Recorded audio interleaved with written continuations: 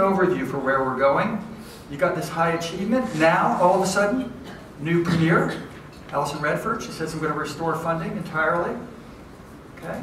And then you got a government that's not saying, okay, we're going to battle the teachers to the death. There's this strategic engagement.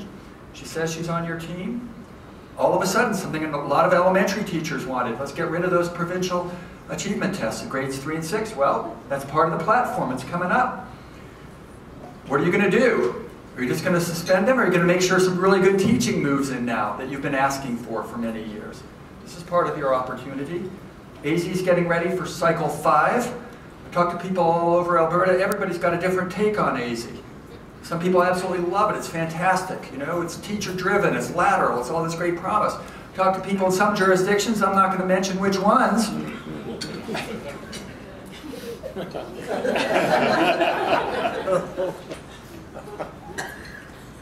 Some people say, oh yeah, that's another one of their programs, right? It was supposed to be about us and our questions, but they actually decided that they would, you know, help us out and they would pose the questions that we could answer.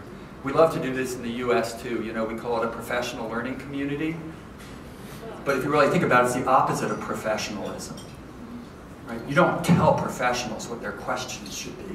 The professionals are generating the questions out of your everyday interactions with the kids. Okay? I work in all these districts in the US. Some superintendent decided, oh yeah, your research question for this year is how to close the achievement gap. Right? And the teachers all roll their eyes. And then you find out afterwards that the teachers are in an independent study group on how they can close the achievement gap. They're doing that independently. They just don't want somebody else to tell them what their research question should be. So we got to kind of develop the whole profession. And then you got this great international partnership with Finland going on also now. So Finland, always achieving so high. And how do they do this? Their high school teachers teach 60% of what high school teachers teach in the US. And you know, their kids start school when the kids are 7 years old. And they give almost no homework. And they don't kind of, you know, replace teachers with technology and all that. How do they do that? So you have a great opportunity to learn from them. And they've got a ton, by the way, to learn from you. Because diversity in Finland means a Swedish minority and a Lapland minority. Okay, and then they'll say, oh yeah, you know, but our immigrant students, they're really increasing rapidly. And you'll say, yeah, they're increasing from 0.3% to 0.6%. Okay? So when Finnish educators come over here and they're visiting you in their schools, they're going to be real curious about how you deal with diverse learners. And they're going to be fascinated that so many of you take time to work with kids around extracurricular activities. So you don't have to think of yourselves as any poor second cousins to Finland. Okay? Instead, you can think of your profession here as being very rich in something that you've created. And the Finns will recognize that immediately when they're over here. Okay? That there's a lot that you're bringing to the table. So I got a whole bunch of critical questions here as I'm going along that I would want to know if we could just, you know, while away the hours. Okay? Do you guys have the opportunity and support to drive innovation and improvement at your school level? Do you have the opportunity?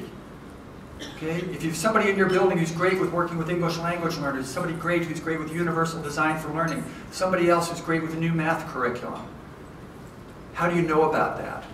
How do you draw on that expertise? And can you get in people from other schools? Or do you have what some call learning impoverished school? Okay? Everybody goes into their own classrooms, shuts the doors. Some people have heard me speak before. I work with one school in Boston where the teachers call the classrooms their foxholes.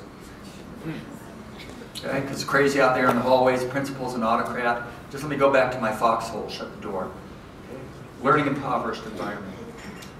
Does your school system have the capacity and responsiveness to make a strategic adjustments in the light of new research? Okay, so if some new research comes in and it kind of indicates, ooh, you know, actually technology isn't the be-all and end-all of education. You need to really actually look at what the research tells us about technology. And now in the US, we're shutting these virtual charter schools faster than anybody can say Jiminy Cricket. I'm dating myself. Jiminy Cricket, remember Jiminy Cricket? Okay, because the idea was, oh, for education, let's just have it all run through markets. So people can open all these virtual charter schools. What do you need? Oh, you need a web page, you need a URL. You know, you kind of find some people up there to do the instruction. Guess what? The kids don't learn that way.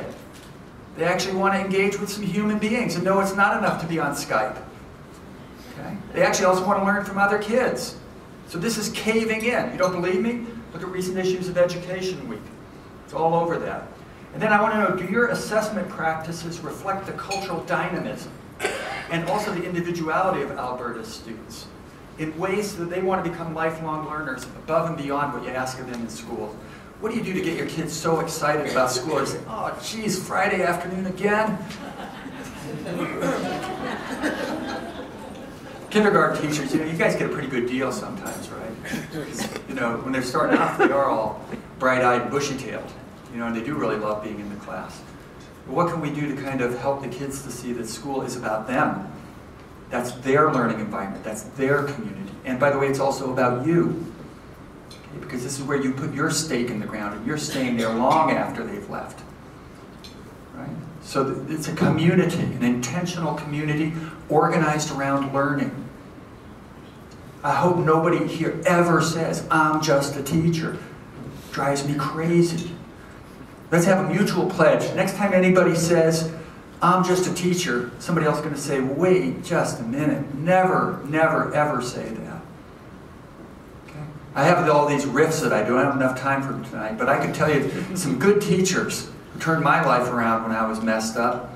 Now I kind of hear all these nice titles and stuff and all this stuff I've done. I wasn't always doing all that.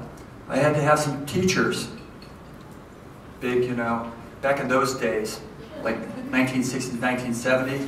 I don't see any women here with big hairstyles. When did those go out? They used to have these things on the top of their heads. They had to go down, to the police station and register their hairdos as, lethal weapons. Because, if a kid was out of weight, you could go, bam, you knock them out. I had a teacher like that, who was just great, Mrs. Alexander. She got me so interested in literature, I'm dying if I'm not reading a novel every few weeks. Right? One teacher.